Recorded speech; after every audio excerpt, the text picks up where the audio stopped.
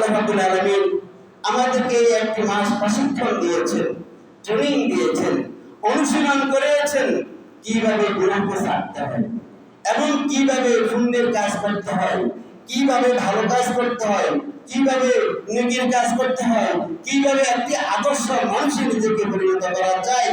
এই প্রশিক্ষণ আল্লাহ তাআলা আমাদেরকে দিয়েছেন।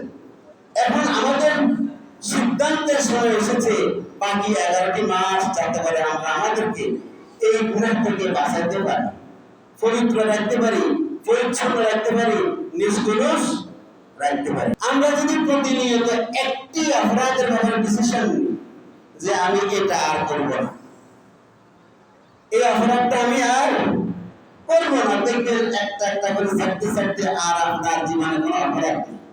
আপনি সোনার মানুষে পরিণত হয়ে গিয়েছেন, আপনি আদর্শ মানুষে পরিণত হয়ে গিয়েছেন, আপনি বিশ্বনবীর আদর্শ উম্মতে পরিণত হয়ে গিয়েছেন, আপনি জান্নাতি মানুষে পরিণত হয়ে গিয়েছেন।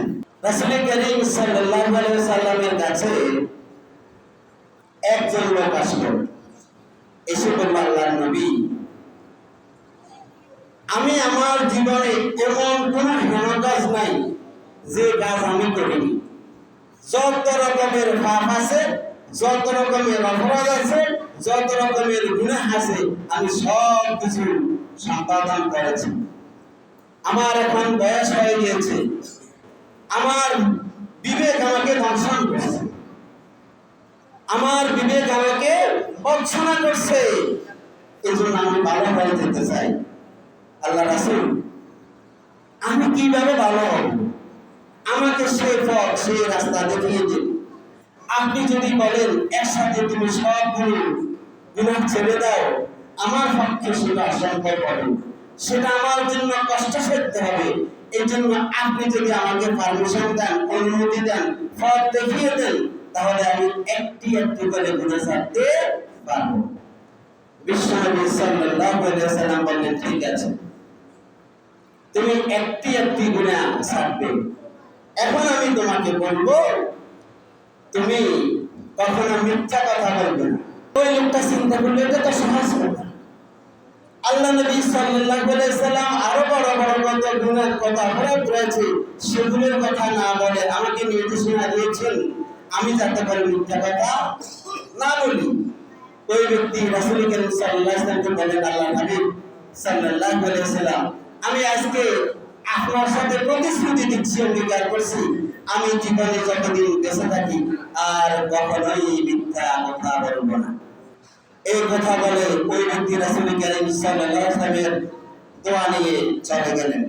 ওই লোক তো ছিল বহুবিধ বা সকল ধরনের অপরাধের অপরাধী।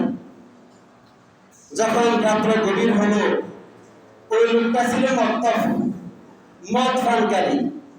সে ব্যক্তির মদের প্রবেশ হয়েছে, মদের নেশা এসে গিয়েছে। সেই ব্যক্তি তখন মদের পাত্র থেকে গ্লাসের মধ্যে মদ ঢাললো।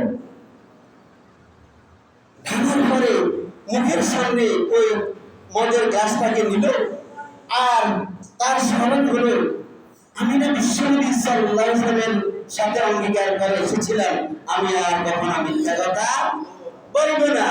আগামী দিন যদি বিশ্বনবী সাল্লাল্লাহু আলাইহি ওয়াসাল্লাম আমাকে জিজ্ঞেস করে, তুমি কি গত রাত্রে মদ খেয়েছো, আমি যদি সত্য কথা বলি তাহলে তো 80 টুকরা আমাকে গ্রহণ করতে হবে, আর যদি আমি মিথ্যা কথা বলি তাহলে তো আমার সেই বিশ্বনবীর সাথে দেয়া অঙ্গীকার রক্ষা হবে না।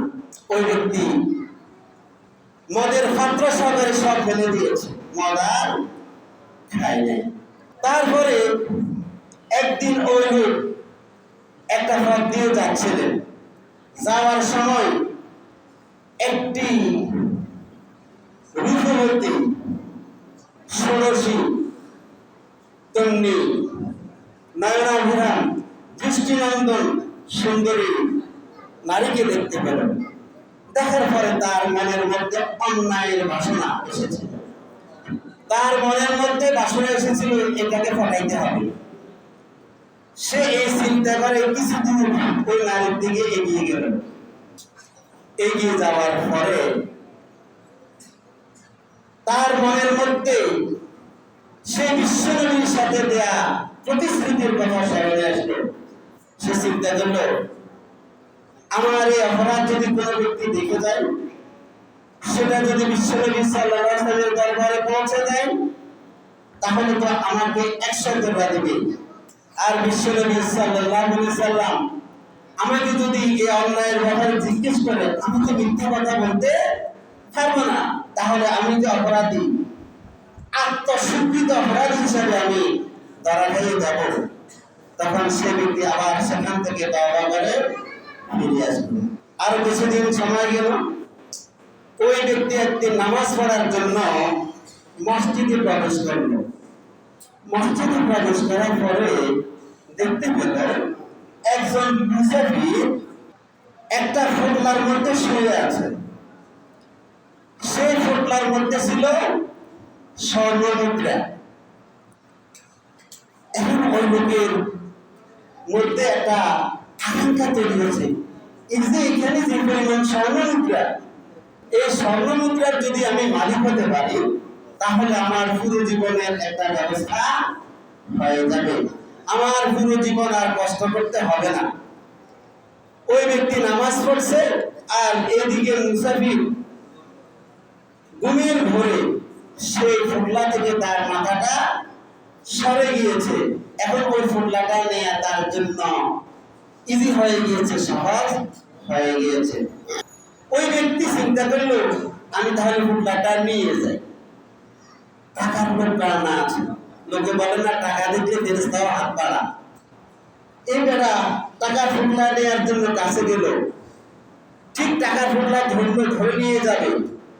এবার আল্লাহর ভয় তার মধ্যে, তার হৃদয়ের মধ্যে এসে গিয়েছে। সে চিন্তা করলো, যদি কোনো ক্রমে বিশ্বনবী সাল্লাল্লাহু আলাইহি ওয়াসাল্লাম জানতে পারেন আমি টাকা চুরি করেছি, তাহলে তো আমার হাত কাটা যাবে।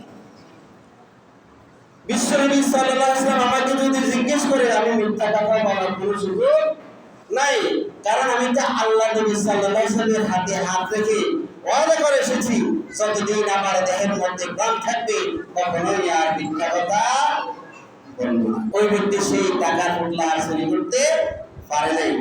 এইভাবে এক মিথ্যা ছাড়ার কারণে সে যাবতীয় ফাঁদ থেকে নিজেকে হেফাজত করা তার জন্য সহজ হয়ে গিয়েছে।